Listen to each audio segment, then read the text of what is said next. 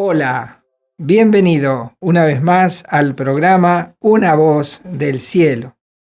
Hoy traemos como título Cadenas rotas y está basado en la historia de un hombre que era esclavo, un hombre que no pude conocer su nombre, no pude saber mucho de él en cuanto a algunas cosas que me hubiera gustado saber.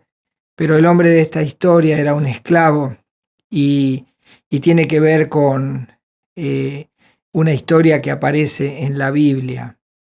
Y te la voy a contar y tal vez te cause el impacto que me causó a mí este hombre que estaba esclavo. Y ahora te voy a contar por qué era esclavo. Y la historia comienza de esta manera. Jesús venía en una barca con sus discípulos, venía atravesando el mar de Galilea, venía de la parte occidental del mar y estaba arribando a la parte oriental, la parte del sureste, y estaba llegando a una región conocida como la región de los Gadarenos. Y cuando Jesús va acercándose, se pueden divisar, a medida que uno se va acercando a la playa, se pueden divisar una especie de acantilados, zona rocosa, donde allí había muchas cuevas y en esas cuevas había muchos sepulcros o tumbas, podríamos decir un cementerio. Y la historia comienza de esta manera. Dice Marcos capítulo 5, versículo 1. Vinieron al otro lado del mar, a la región de los Gadarenos. Quienes venían, como te conté, Jesús y sus discípulos. Y ya estaban desembarcando, ya habían llegado a la orilla y ahora estaban bajando de la barca y los discípulos todavía no sabían cuál era la misión que iban a tener allí. Pero ellos seguían a Jesús, quien era el que los guiaba y el que los llevaba a los lugares donde él quería hacer alguna obra, algo extraordinario que les dejaría una gran enseñanza y aún hoy nosotros nos estaría transformando la vida. Así que dice que llegaron al otro lado del mar, a la región de los Gadarenos. Ni bien ponen sus pies en tierra, están desembarcando, cuando del lado de las rocas, allí donde las tumbas, de las cuevas, aparece un hombre corriendo que venía hacia ellos y su aspecto era muy de una persona histérica, desaforada, venía con su torso desnudo, venía todo una forma que parecía que se los iba a llevar por delante a todos, corría de forma desenfrenada. Y dice allí en Marcos capítulo 5, versículo 2, dice, y cuando salió él de la barca, es decir, Jesús y sus discípulos desembarcaron en la orilla, dice, enseguida vino a su encuentro de los sepulcros un hombre con un espíritu inmundo. Claro, ahí está la explicación de por qué este hombre venía corriendo frente a estos desconocidos que nunca había tenido contacto. Sin embargo, venía hacia ellos, parecía que los iba a embestir y corría alocadamente. Y ahora entendemos por qué este hombre estaba endemoniado, estaba poseído por un demonio y él no podía controlar su cuerpo. Esta persona poseída estaba siendo esclavo de un espíritu inmundo, un demonio, y entonces él no tenía el control sobre sí. Si hubiera estado en su juicio cabal, se hubiera acercado de otra manera, despacio, frente a los desconocidos, hubiese tratado de saludarlo, pero no, venía corriendo desesperadamente. Me imagino allí los discípulos, y dice que este hombre vivía en este cementerio, en estas cuevas, en estos sepulcros, vivía entre los muertos. Dice Marcos capítulo 5, versículo 3, que tenía su morada en los sepulcros, y nadie podía atarle, ni aun con cadenas. Es decir, que era un hombre que estaba poseído por demonios, era un hombre que estaba encadenado a su propia vida, a su propio ser, no podía tener control de su cuerpo. Y no solo eso, sino que la gente venía a él, y cuando venía a él no era para ayudarlo, para estar con él o acompañarlo en esta dura situación en la que se encontraba, sino que buscaba encadenarlo. Por eso que se podían divisar en este torso desnudo de este hombre las marcas de las veces que habían tratado forzosamente de encadenarlo. Seguramente harían mucha fuerza sobre él, muchos hombres, poniéndole cadenas, poniéndole sujeciones, pero qué situación tremenda. Un hombre encadenado en su propio cuerpo, dominado por un demonio, la misma gente que buscaba encadenarlo. Qué situación tremenda. Dice en Marcos capítulo 5, dice, porque muchas veces había sido atado con grillos y cadenas, mas las cadenas habían sido hechas pedazos por él y desmenuzados los grillos, y nadie le podía dominar. Era un hombre esclavo en su propio cuerpo, un hombre esclavo de los demonios, un hombre estaba encadenado a ese lugar, a ese cementerio, a ese único lugar donde podía estar seguro, porque ni bien lo veían, lo trataban de prender, de agarrar y encadenarlo. Ese forcejeo y esas cosas que habrá sufrido, y que esas situaciones tensas y esos encadenamientos le habían dejado el cuerpo marcado, y ha sido su situación tremenda. Era un muerto viviente, era un ser que no tenía control de su vida, de su propia vida, su propia gente que lo rechazaba y actuaba en forma hostil hacia él.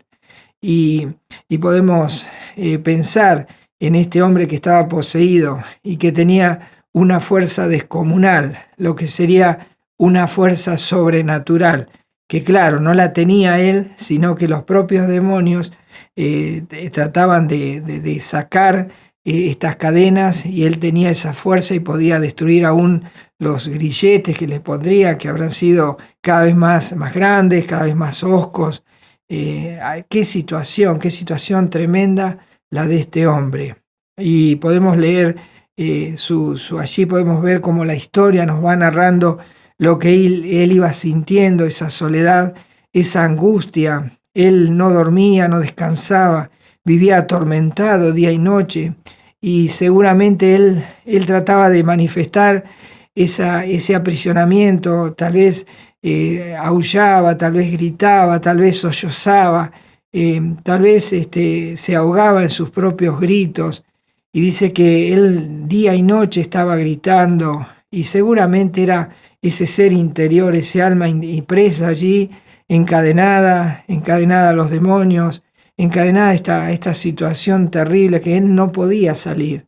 Así que día y noche gritaba por los montes, gritaba en el cementerio. Me imagino las personas que lo escucharían, dirían, se asustarían, pero este hombre seguramente lo que hacía era pedir auxilio y nadie lo podía ayudar. Al contrario, la forma de saltear esta situación era apresarlo, tal vez llevarlo, si nos encontraríamos en nuestros tiempos, lo sedarían, lo meterían en un lugar de máxima seguridad, allí lo tratarían como una persona demente, y qué situación este hombre.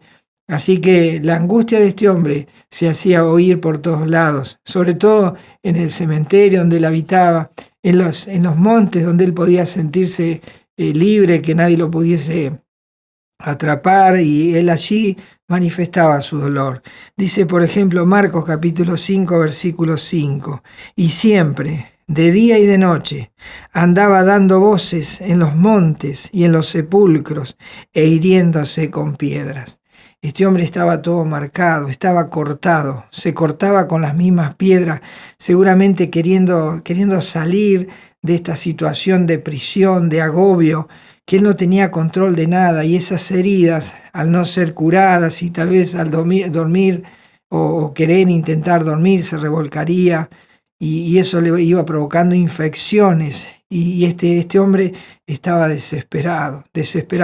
Así que cuando Jesús desembarca, este hombre viene corriendo, pero no corre a Jesús porque por sus propios medios. Recordemos que él era preso de un demonio, y entonces es el demonio quien lo impulsa a este hombre a ir corriendo hacia Jesús, porque justamente los demonios, Satanás y sus ángeles saben quién es Jesús, lo conocen, y entonces podemos entender que cuando ellos ven a Jesús desembarcar y que Él se acerca a esa región, los demonios tienen temor de Jesús, porque Él los creó, porque Él tiene autoridad sobre ellos y puede dominarlos, es el único que puede tratar con estos seres espirituales de maldad.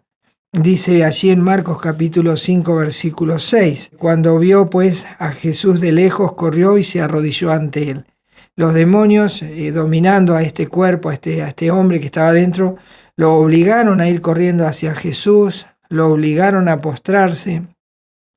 ¿Y qué era lo que estaba pasando? Los demonios, claro, conocen a Jesús y saben que Jesús hoy se ha presentado a nosotros como el Salvador, y en ese momento venía a libertar, a dar libertad a los presos, a quitar a aquellos que estaban en estas situaciones, podía darle libertad.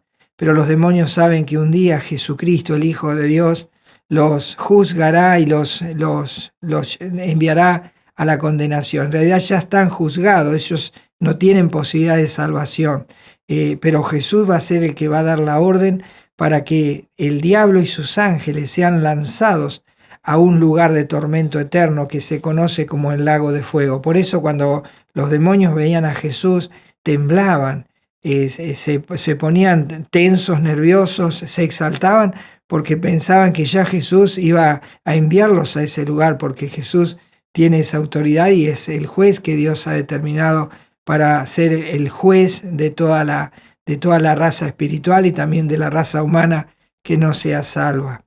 Dice Apocalipsis capítulo 20, versículo 10, y el diablo que los engañaba fue lanzado al lago de fuego y azufre, donde estaban la bestia y el falso profeta, y serán atormentados día y noche por los siglos de los siglos.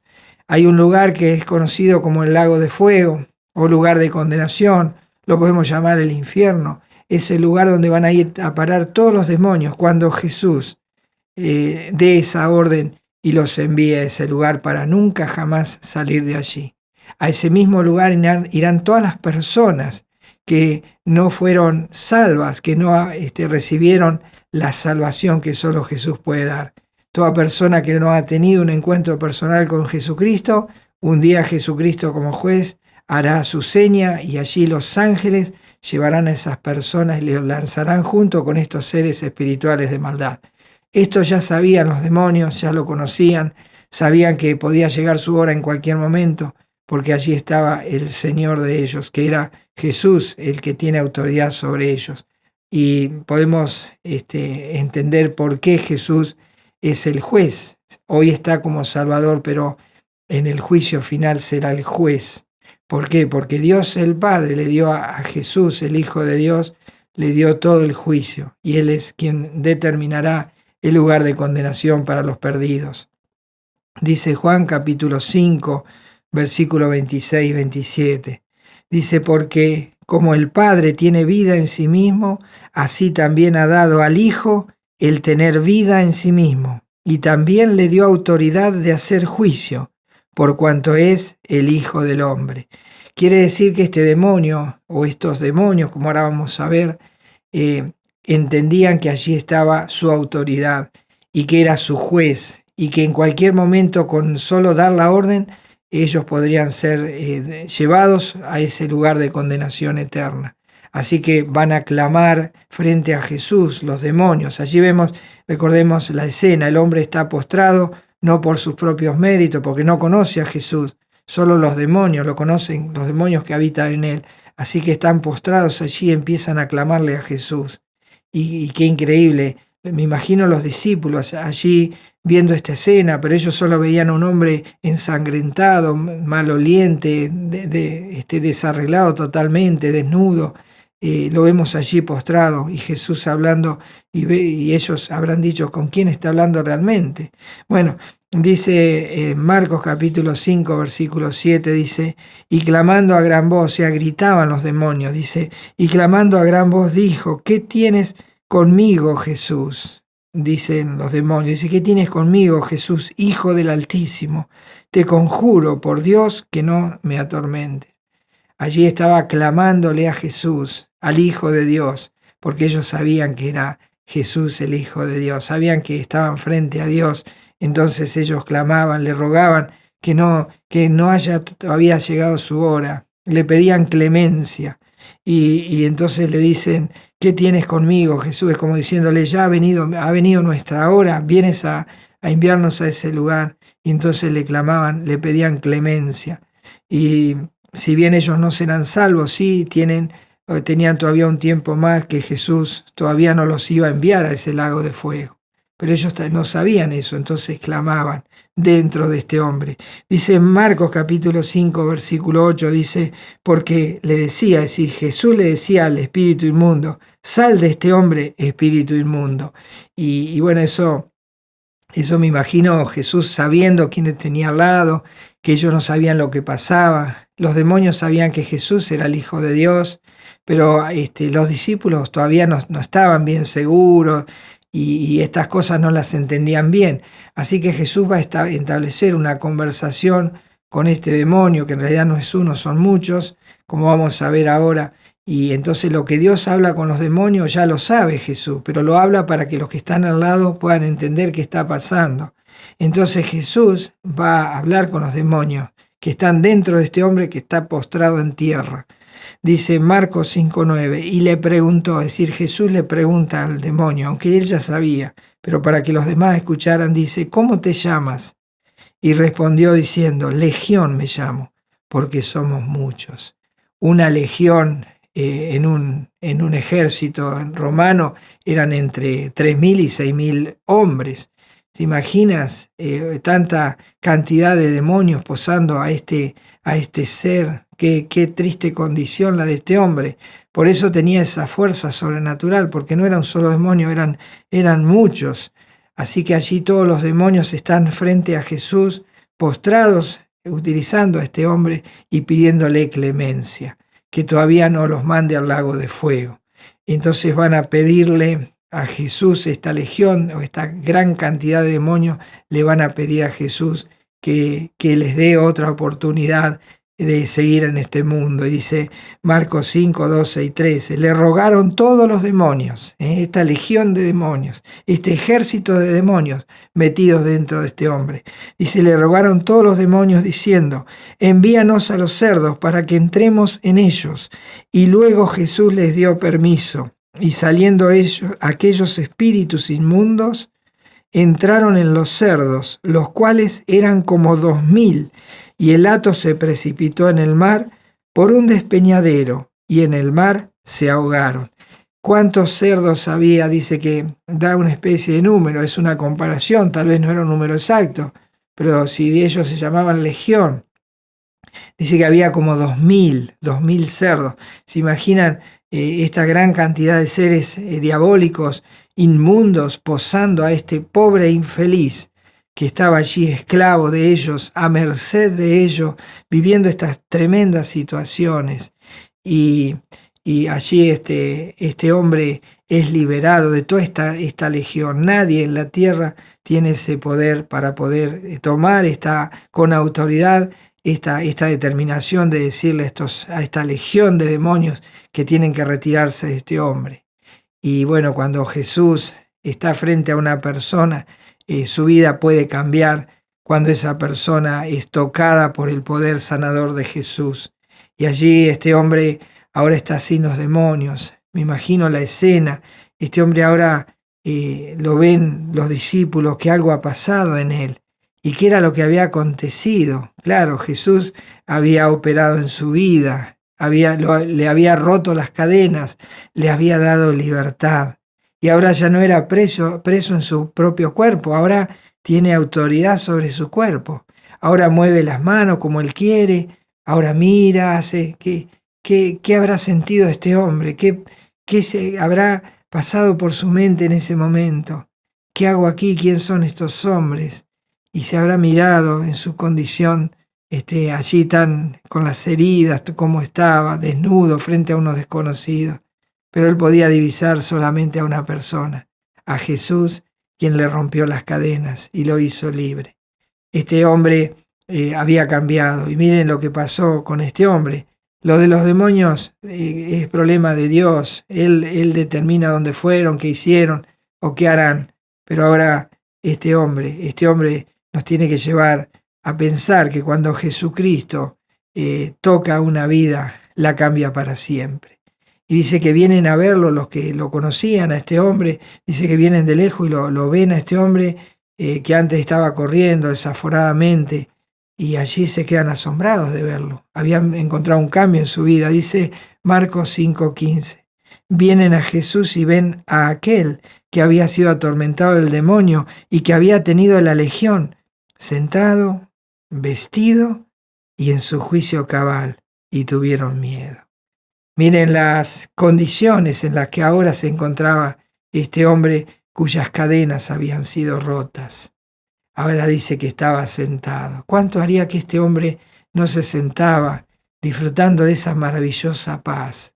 Ahora estaba en paz con Dios, porque estaba Jesucristo, el Hijo de Dios, frente a él, quien le había dado esa paz. Por eso este hombre ahora está sentado y está en paz. Pero no solo eso, dice que está vestido, ya no está desnudo. Dice que cuando Jesucristo viene y cambia una vida y transforma ese ser, ese hombre pasa a ser una nueva criatura, ya no será jamás el mismo. 2 Corintios 5:17 dice, de modo que si alguno está en Cristo, nueva criatura es, las cosas viejas pasaron, y aquí todas son hechas nuevas. Este ser ahora estaba vestido de Cristo. Ahora Cristo había puesto en él un manto de salvación. Este hombre ahora estaba en paz, estaba sentado, estaba vestido, y ya no era un loco que gritaba por los montes y por los sepulcros. Ahora dice que está cuerdo, dice que estaba en su juicio cabal. Quiere decir que ahora podía tomar decisiones, ahora podía decidir a dónde ir, qué hacer, qué no hacer. Ahora este hombre era dueño de su propia vida, podía manejar todo su ser y tomar decisiones. Y ahora este hombre es feliz porque sus cadenas fueron rotas. Y me imagino este hombre allí estaría consternado o estaría asombrado de lo que estaba viviendo, que nunca había pasado, ni aun cuando estaba sin los demonios, él vivía de esta manera. Ahora sentía una paz, sentía algo especial, sentía a Jesús en su vida. Y entonces ahora él seguramente empieza a ver que Jesús se da vuelta, que sus discípulos se dan vuelta y comienzan a caminar hacia la barca. Y este hombre estaría pensando, el único ser que tocó mi vida, el único ser que cambió mi vida para siempre, que me dio libertad, que rompió mis cadenas, ahora se va. Y entonces él sale corriendo y quiere agarrarlo a Jesús, y no te vayas, quiero estar contigo. Es lo que uno siente cuando conoce a Jesús, desea estar con él para siempre y que nunca se vaya. Y cuando Cristo viene a la vida nunca se va. Pero este hombre ve que Jesús va a subir a la barca y se va corriendo a él. Dice Marcos 5:18, al entrar él en la barca, es decir, Jesús en la barca, el que había estado endemoniado le rogaba que le dejase estar con él. Señor, déjame estar contigo. Cuantos hemos conocido a Jesús, qué gozo nos da estar en Jesús, que Él sea nuestro Señor, que Él habite en nuestra vida. Y Él le decía, le rogaba, quiero estar contigo. Y entonces Jesús le dice, vas a estar conmigo todos los días hasta el fin del mundo, porque esa es la promesa de Jesús. Pero ahora le dice, ahora te voy a dar una tarea. Ahora vas a ir a tu casa, aquellos que no conocen de mí, no saben quién soy yo, no saben el poder que tengo ni lo que puedo hacer en una vida. Anda a tu casa, dice, y anunciales este mensaje que para vos cambió tu vida. Que ellos también puedan recibir este mensaje, que puedan recibir a Jesucristo, que me puedan recibir a mí. Entonces dice, no vengas conmigo. Anda a tu casa y cuéntales cuán grandes cosas ha hecho Jesús contigo. Ellos también necesitan ser liberados, porque ellos también necesitan que sus cadenas sean rotas. Dice allí en Juan capítulo 5, versículo 25. De cierto os digo, viene la hora, y ahora es, cuando los muertos oirán la voz del Hijo de Dios, y los que la oyeren vivirán. Y entonces Jesús le dice a este hombre, anda, comunicales eso, que todo aquel que oye mi voz y cree en mí, dile que yo les puedo dar vida eterna, y pueden pasar de muerte a vida. Y eso es lo que hizo este hombre. Volvió a su casa, volvió a su ciudad, y causó un impacto tan grande en los suyos que muchos se maravillaban. Dice Marcos 5:19, mas Jesús no se lo permitió, ¿no? Le dijo, no vengas conmigo, anda a tu casa. Dice, mas Jesús no se lo permitió, sino que le dijo, vete a tu casa, a los tuyos, y cuéntales cuán grandes cosas el Señor ha hecho contigo, y cómo ha tenido misericordia de ti. Y este hombre gozoso se fue a su casa, se fue a su ciudad, y empezó a declarar, no solo en su ciudad, sino en las ciudades vecinas, empezó a declarar lo que le había pasado. Y muchas almas conocieron a Jesús por el testimonio de este hombre. Dice Marcos capítulo 5, versículo 20, y se fue y comenzó a publicar en Decápolis cuán grandes cosas había hecho Jesús con él, y todos se maravillaban. Decápolis se nombra así a un grupo de 10 ciudades. Así que miren la tarea evangelística que hizo este hombre. Y es lo que hace todo aquel que conoce a Jesús. Y sabe que Jesús está con él y recibe esta comisión de ir a anunciar el mensaje para que otras personas puedan ser liberadas de sus propias cadenas. Y tú dirás, pero yo no estoy endemoniado como este hombre. Tú dirás, pero yo no tengo la condición de este hombre de vivir de esa manera. Pero ¿sabes una cosa? Todos somos esclavos.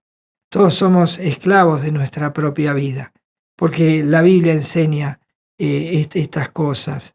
Dice que Jesús dijo en su oportunidad, en Juan 8:34, escuchá lo que Jesús dijo. Jesús le respondió, de cierto os digo, que todo aquel que hace pecado, esclavo es del pecado. Quiere decir que tal vez, seguramente no estés endemoniado y no estés en estas cadenas en las cuales se encontraba este muchacho que nunca supe su nombre. Pero sí sé que Jesús lo libertó y le soltó las cadenas y comenzó a predicar a Jesucristo, pues comenzó a llevar el mensaje de salvación. Pero Jesús dice, todo aquel que hace pecado, esclavo es del pecado. Y tú podrás decir, yo no estoy endemoniado. Y tal vez osaras decir, yo no tengo pecado. Pero Dios te dice en su palabra, Eclesiastés capítulo 7, versículo 20, ciertamente no hay hombre justo en la tierra que haga el bien y nunca peque. Es decir, que todos estamos atados a nuestros pecados. Dice, todo aquel que hace pecado, esclavo es del pecado. Así que todas las personas del mundo están en cadenas. Y todas las personas del mundo necesitan, al igual que este hombre, ser liberados, que sus cadenas sean rotas. Pero necesitas reconocer a Jesucristo en tu vida. Reconocer que Él murió en una cruz para pagar ese precio espantoso del pecado que vos has cometido y has ofendido a un Dios santo. Por eso necesitas arrepentirte. Necesitas reconocer que Jesucristo murió por ti y pedirle perdón. Y recibirlo en tu vida como Señor, como Salvador. Confesarle tus pecados. Pedirle que te salve y agradecerle que murió en la cruz por ti. Y si tú haces eso, podrás reconocer que Jesucristo es tu Señor. Y entonces, tal vez si tú haces eso, te arrepientes. Digo tal vez porque a lo mejor no creas que necesitas arrepentirte y humillarte ante la persona de Dios. Los demonios lo hicieron. Ahora, ¿cuánto nos cuesta a nosotros humillarnos y reconocer nuestros pecados? Y quedamos así, sin arrepentirnos, sin confesar, sin buscar a Jesús. Y dice, quedamos así. ¿Cómo quedás? Esclavo, con las cadenas del pecado que te atan, para que un día seas soltado en un lago de fuego de condenación eterna. Por eso en esta hora Jesucristo quiere soltar las cadenas en las cuales estás atado por causa del pecado, por causa de haber ofendido a Dios. Por eso es la hora de arrepentirte, de reconocer tus pecados porque Dios lo dice que has pecado. Y entonces pedirle perdón a Jesús, confesarle tus pecados con tu boca y decirle a Jesús que entre a vivir en tu vida, que se quede contigo para siempre. Ruégale a Jesús y Él se quedará contigo. Y entonces serás libertado.